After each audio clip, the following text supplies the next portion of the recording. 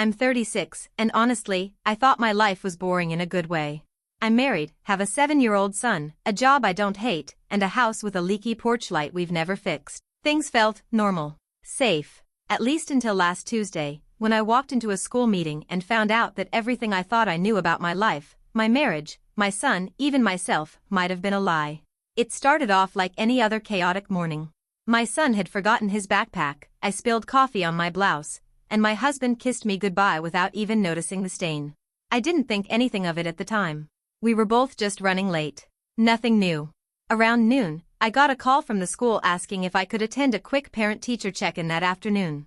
They said it wasn't urgent, just a routine update on my son's social progress. Totally standard. So I said yes, moved around a meeting, and made my way there around 3 p.m. The thing is, my husband and I usually attend these meetings together. He's super hands-on with our son, always has been. But this time, I figured he couldn't get away from work, and I didn't think twice about going alone. When I arrived, I was ushered into the counselor's office instead of the classroom. There was this odd tension in the room I couldn't quite place. The counselor smiled too much. The teacher seemed nervous. Then they said, "We're so glad both of you could make it." Both? I turned around, confused, expecting to see my husband walking in late behind me. But it wasn't him. It was another woman. Maybe mid-30s, dressed way too casually for something like this, wearing these weirdly familiar earrings I couldn't quite place. She didn't look confused at all. In fact, she looked ready. She smiled at me like we knew each other. Like we were in on something together. And then, in the most surreal moment of my life, she sat down beside me, reached into her purse, and pulled out a notebook labeled Ben's behavior notes. My son's name. Her handwriting. The teacher, not catching on to my growing horror, just launched into the meeting like everything was perfectly normal. She kept referring to the other woman as Ben's other mom. Not stepmom. Not aunt. Other mom. I was so stunned, I couldn't even interrupt. I just sat there. Frozen. Numb. Trying to figure out if I was being pranked or hallucinating or somehow watching someone else's life unravel in front of me. It wasn't until the woman turned to me and said, "You okay, sweetie? You look pale," that I realized this wasn't a mistake. She thought I knew. She thought I belonged in this. And the worst part? The teacher looked just as confused by my silence as I was by everything else. I left the meeting on autopilot. I didn't speak, didn't ask questions. I just smiled like I wasn't unraveling inside and nodded through the rest of the conversation as if this strange woman sitting beside me wasn't calling herself my son's other mom. I didn't want to make a scene, not in front of the school staff. Not when I still hadn't figured out what the hell was happening. But the details started creeping in like poison. She knew Ben's favorite snack, grape-flavored gummies with the little juice center. She mentioned he'd started hiding them under his bed again and laughed like it was some inside joke. I didn't even know he'd been doing that. Not since he was 5. She talked about how he gets nervous during group reading time and always reaches for the red crayon when he's overwhelmed. She knew that too. Things that weren't in any email or teacher update. Personal things. Parent things. I kept telling myself there had to be a reasonable explanation. Maybe she was a volunteer? A family friend? Maybe she worked at his aftercare program and just got way too involved? But that didn't explain why the teacher kept using the phrase both households when talking about discipline strategies. Or why the school counselor looked so comfortable watching us sit side by side, as if we'd done this before. I don't know how I stayed in that room for another 20 minutes. But I did. I listened. I nodded. I even smiled a couple of times just to keep up the act, like I wasn't 2 seconds from vomiting in my lap. When the meeting finally ended, the woman turned to me and said, "Glad we're on the same page. I'll pick him up on Thursday like usual." Like usual. My stomach dropped. I walked out of that building in a fog. I didn't even remember how I got to my car. But when I finally sat down in the driver's seat, I stared at the steering wheel for a full 10 minutes before I could even breathe. Because 2 things hit me at once. 1, my husband was hiding something. Something huge. Something involving my son. And 2, this wasn't new. This wasn't an accident. Whoever that woman was, she had been in my son's life for a while. By the time I got home, I'd convinced myself I wasn't going to explode. I didn't want to yell. I didn't want a screaming match. I wanted the truth. Just the truth. I walked in, and there he was, my husband, calm as ever, sitting at the kitchen table with his laptop open and a half-eaten sandwich beside him. He looked up and smiled like nothing in the world was wrong. I just stared at him. And finally, I asked the question that had been clawing at my throat since the moment I left that school. Who is she? I didn't say her name. Because I didn't know it. I didn't say what I meant by she. Because if he was innocent, he wouldn't have known either. But he did. The second I asked, his whole face changed. That smile dropped so fast it looked like someone hit a switch. He closed the laptop, pushed the plate away, rubbed the back of his neck and leaned forward on his elbows. Then he asked if I could sit down. That was when I knew. I didn't sit. I couldn't. I asked again, louder this time, who is she? And that's when he did something I never could have prepared for. He didn't deny it. He didn't act confused. He didn't even look guilty. He looked relieved. He said, I was wondering when this would finally come out. Just like that. No panic, no scrambling, just calm acceptance. Like he'd been carrying a bag of bricks for years and someone finally took it off his back. He told me her name was Marissa. That they'd known each other before we ever met. That they'd been friends since college, dated briefly, then drifted apart. But 5 years ago, shortly after Ben was born, he'd reconnected with her. It was supposed to be nothing. Just a message. A coffee. A catch-up between old friends. But then, as he put it, things changed. He said it like that made it better. Like I was supposed to nod and say, oh, okay, cool. I was shaking. I didn't even realize I was crying until I tasted salt. He said Marissa had started helping out with Ben when I was going through postpartum. That I was overwhelmed and distant and too tired to notice. Too tired to notice? I didn't even know she existed. And now he was telling me she'd been in my house. Around my son. Around me. How many times had I smiled at her without knowing who she was? How many school events had she attended behind my back? And how in the world did she end up being referred to as his other mom? I didn't sleep that night. I just lay there in the dark, listening to my husband breathe beside me like he didn't just tear my entire world in half. He had confessed, yes, but not in the way you expect someone to confess to cheating, or lying, or betraying your trust for years. There was no shame. No desperation to fix it. Just quiet honesty, like he was explaining how the lawnmower broke. And that made it worse. The next morning, I kept Ben home from school. I told the office he had a cold, but really I just didn't want him anywhere near that place. I couldn't stop thinking about that woman, Marissa, sitting there with me, calmly taking notes, calling herself mom like it was the most natural thing in the world. Around noon, I drove to the school. I didn't call ahead. I walked straight into the front office and asked to see my son's records. They hesitated, said I'd need to fill out a request, but I reminded them I was the primary legal guardian. After some back and forth, they let me view the emergency contact list, the pickup authorizations, and most importantly, the school enrollment paperwork. And there it was. Her name. Marissa Holloway. Right below mine. Written in the same pen. Co-signed. I could barely breathe. Not only did this woman have access to my son, she was legally listed as someone who could take him from school, sign for him, authorize treatment, make decisions. I checked the date. It had been updated over a year ago. That means every single time I kissed Ben goodbye and sent him off to school, she was part of the equation, and I had no idea. Not a word from my husband. Not a hint. And somehow, the school had accepted it without flagging it, probably assuming we were in some open co-parenting situation or divorced. I asked the school secretary how this form got submitted. She checked the file. It had been turned in by my husband. In person. He had forged my initials at the bottom. The rage I felt in that moment didn't even feel human. It was cold, steady. Like something had been switched off inside me. I didn't say anything else. I didn't argue. I just walked out of the school, got in my car, and sat there gripping the steering wheel until my hands went numb. Because this wasn't just betrayal. It was a plan. He'd brought her into our lives slowly, secretly. Not like a fling or a mistake. This was something else. Something deeper. Something that felt dangerously close to replacement. I didn't go home after the school visit. I drove around for 2 hours, aimlessly, looping the same streets until I ended up parked outside a strip mall I didn't even recognize. I couldn't bring myself to walk through the door of our house knowing what I knew now, that my husband had forged my initials, handed over partial rights to our son, and let another woman insert herself into our family without even telling me her name. I didn't know what to do. So I did the one thing I hadn't done yet. I looked her up. Marissa Holloway.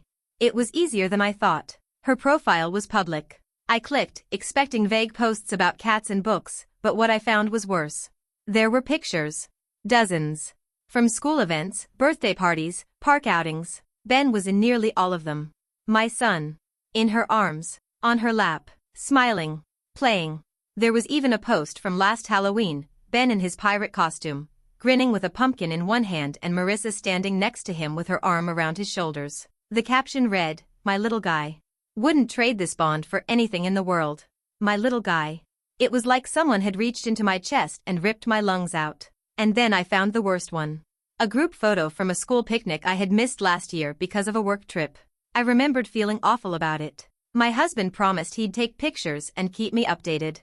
I'd even posted one of his photos on my own page, one of Ben eating a popsicle, sitting on a picnic blanket. Well, that photo? It was cropped. Because the original version, the one Marissa had uploaded, she was sitting beside Ben, wearing my hat, a wide-brimmed straw hat I'd left in our car that day. I remember texting him, joking that he better not forget it. He didn't. She wore it. I scrolled back further, heart pounding. And I found it, a family selfie from a park I thought we'd gone to as a trio. Me, my husband, and Ben. It had been posted by my husband months ago. But on Marissa's profile? A second photo from the same day. She was there too, sitting just out of frame in the picture he posted. But in hers? She was right beside him, her hand resting on Ben's back, my husband's arm behind her, casually, like it belonged there. My fingers started shaking so badly I nearly dropped my phone. She had been there all along, in the background of our lives, smiling, watching, like she was waiting for something. Or worse, expecting it. When I finally walked through the front door that evening, everything looked normal. Too normal. The shoes by the door, Ben's school folder on the counter, the faint smell of takeout, like it was just another regular Tuesday in our home. But I knew now it wasn't. This wasn't my home. Not really. I'd been living in the shell of something I thought I owned, while someone else quietly moved into the space I didn't know was being left behind. I didn't say a word to my husband. Just handed Ben his dinner, sat across from them both at the table, and watched. Watched how my husband ruffled Ben's hair. Watched how Ben mentioned something about the zoo with Rissa this weekend. Watched how my husband froze for a second, just a second, then smiled and said, "We'll see." And that was the moment something shifted. Not just in the air, but inside me. I realized I wasn't the wife being betrayed. I was the replacement wife. The one he chose for stability, maybe for appearances. The one who cooked and folded laundry and filled out field trip forms, thinking I was the foundation of our family. But somewhere along the way, he'd started building a second life. And that life wasn't secret anymore. He hadn't just cheated. This wasn't about sex or one-off hotel rooms or dumb texts. This was emotional excavation. He had carved out a full relationship, with my son in the middle of it, and let it grow right under my nose. And now? Now it was all tangled. I knew I couldn't stay quiet much longer. I needed answers. I needed something real, something solid I could hold on to, because everything around me felt fake. The smiles, the dinners, the us. That night, when Ben went to sleep, I stood in the hallway just outside our bedroom. My husband was in there, shirtless, brushing his teeth, humming something under his breath. I asked him one question. Just one. When were you going to tell me she was signing school documents? He didn't flinch. He didn't lie. He just looked at me through the mirror, toothbrush still in his mouth, and said, "You weren't supposed to find out like this. Like this. Like there was a right way to tell your wife that you gave another woman parental access to your child behind her back." I didn't say another word. I just walked into the guest room, locked the door behind me, and lay awake all night. And sometime around 4 a.m., it finally clicked. This wasn't just betrayal. It was coordination. Which meant there was more I hadn't seen yet. And I was going to find it. I waited until he left for work the next morning. Ben was at school. The house was silent. My stomach twisted as I walked down the hallway like a stranger, pausing outside each room like I didn't already know them by heart. But this time, I wasn't looking for toys or clutter. I was looking for her. There was one door in the house I never thought twice about, the storage room next to the laundry. It was always locked, or at least I thought it was. He told me it was packed with junk from his old college days. Stuff he needed to sort through, one day. I had never tried to open it. Until now. The knob turned. No resistance. Inside was not a cluttered mess of boxes or a forgotten treadmill. It was a room. A fully furnished bedroom. It had soft lighting, a queen-sized bed, fresh sheets. There were books on the nightstand. A framed picture of Ben on the dresser. Clothes in the closet. Women's clothes. Not mine. Not anything I'd ever worn. And the scent, faint but familiar. Her perfume. I backed out of the room like it might bite me. Like the truth might swallow me whole. She had a room. In my house. A room he never told me about. The one time I asked what was behind that door, months ago, he joked about old futons and college posters. And I believed him. God, I believed everything. This wasn't just an affair. This wasn't even co-parenting. This was shared custody of a secret life. He hadn't brought her into our lives, he'd carved me out of theirs. Slowly, carefully, over years. And I didn't know whether to scream, cry, or throw up. I sat on the floor outside that door for a long time. I don't even know how long. Just staring. Trying to figure out if this was real, or if I'd finally lost my mind. Because what kind of man does this? What kind of woman agrees to it? And most importantly, what else was I about to find? That same afternoon, my phone rang. Unknown number. I don't usually answer those, but something in my gut told me it wasn't spam. I picked up, and the voice on the other end was calm, collected, almost rehearsed. It was her. Marissa. She introduced herself like we were two moms arranging a bake sale.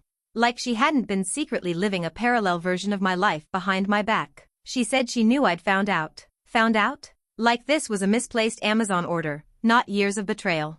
She said she wanted to clear the air, and that she understood this must be a lot to process. Then, without skipping a beat, she told me that she and my husband had agreed not to hide things anymore, as if they were doing me a favor. As if her being in my home, in my son's life, behind closed doors, had been some unfortunate oversight. I stayed silent. She went on. Said she wasn't trying to replace me. That she respected me as a mother. That this whole thing wasn't meant to hurt anyone. She even had the audacity to say, I think we could really get along if you gave this a chance. Get along. With the woman who forged my place in my own child's life. The one who wore my hat, slept in my house, signed her name under mine on official paperwork like she earned it. I asked her one question. Did you ever think about how this would feel for me? And she paused. Then said, honestly? I thought you knew. She thought I knew. She believed, truly believed, that my silence all this time was permission. That I'd allowed this, that we had some unspoken agreement where she could be the shadow mother while I kept the title. And the worst part? She sounded genuine. Like they had spun the truth so far out of shape that even she believed it. I hung up without saying another word. And for the first time since this nightmare began, I didn't cry. I didn't scream. I sat down at my desk, opened a folder, and pulled out every legal document I could find, birth certificate, custody paperwork, school enrollment forms. Because this wasn't just betrayal anymore. This was theft, and I was going to take my life back, piece by piece. I didn't tell him I hired an attorney. I wanted to watch his face when he found out, really watch it. Not just for the satisfaction, but to see if there was anything left in him worth saving. Any spark of regret, or guilt, or shame. But when I served him the papers, petitioning for full custody, removing his authority on school and medical decisions, and freezing access to our joint accounts, he didn't look shocked. He looked annoyed. Like I was the one inconveniencing him. He said I was overreacting. That there was no need to get lawyers involved. That we could work this out like adults. I asked him how adults usually handle secret bedrooms, forged documents, and second families tucked away in storage closets. He didn't answer. He tried to pivot. Said Ben would be confused, that I was creating chaos. That Marissa was stable, consistent, even helpful, like this was a job interview and I was being outscored by the other applicant. But I wasn't competing anymore. I told him, calmly, that I'd already pulled the school forms. That I'd already notified the district. That the forged signature was on record. That the emergency contact list was updated and Marissa's name was removed. Then I told him something that finally made him flinch. I'm filing a restraining order. Not against you, against her. That was the first time he blinked like he didn't know what to say. I reminded him that she had no legal guardianship, no documentation, and no right to impersonate a parent at our son's school. He tried to say it was all a misunderstanding, that she was just helping out, that he never meant for it to go that far. I reminded him that he let another woman build a bedroom in our home, forge a relationship with our son behind my back, and then watched her sign as his mother on paper. A misunderstanding? This was intentional. And now? Now it was mine to dismantle. Brick by brick. After I filed everything, it moved faster than I expected. Maybe because the evidence was so overwhelming. The forged forms. The hidden bedroom. The school staff backing up that Marissa regularly introduced herself as Ben's other mom. The photo I printed from her social media with my son sitting on her lap, under the caption "My whole world." My lawyer didn't flinch. He said it was one of the clearest cut cases he'd ever seen of custodial boundary violation. The emergency restraining order was granted. Just like that, she was legally barred from being near Ben, from contacting him, from showing up at school, from even being near me. That's when the real messages started. Not from her, from him. Voicemails, emails, even a handwritten letter slipped into the mailbox. He begged me not to ruin everything. Said I was punishing Ben, not him. That I was cutting him off from the only family that actually cared. The irony almost choked me. He said Marissa was a constant. That she had always been there for Ben, even when I was distant. I read that part twice, stunned. Distant? I had given everything. My time. My career. My entire identity had revolved around being a mother and a wife. While he played house with someone else, one room over. I ignored every message. And then, on the third morning after the order was issued, I walked outside and found a package at the door. No return label. Just my name written neatly in permanent marker. Inside was a scrapbook, page after page of photos. Ben with Marissa. At school events. At the beach. In the kitchen I made his baby food in front of my fireplace. There were drawings. Letters Ben had apparently written to her. Thank you for helping me with my project. You make the best cookies. I love when you come to my school. Each one made my stomach turn, not because he loved her, but because I hadn't known. Because she'd stolen those memories from the shadows, while I stood in the light believing I was enough. At the very back, there was a note, written by her. It said, you don't have to like me. But he loves me. And that won't change. I sat with that line for a long time. Then I burned the scrapbook in the fireplace. That evening, I sat Ben down. Told him the truth, but not all of it. Just enough to protect him. I told him that some people make choices they aren't supposed to. That sometimes, people who feel safe aren't. And that from now on, no one would be allowed near him without my say-so. He didn't cry. He just nodded. And when I tucked him in that night, he asked if I could sing the lullaby I hadn't sung in years. That's when I knew I hadn't lost him. I had just found him again. In the weeks that followed, we moved. Not far. Just enough. I sold the house. Not for profit. For peace. He tried to fight it. Said we could rebuild. But I told him something I should have said a long time ago. You don't rebuild a house someone else already moved into. And as for Marissa? She never reached out again. Maybe because she knew the game was over. Maybe because she knew I saw her clearly now, not as the villain, but as someone pathetic enough to take scraps and call it love.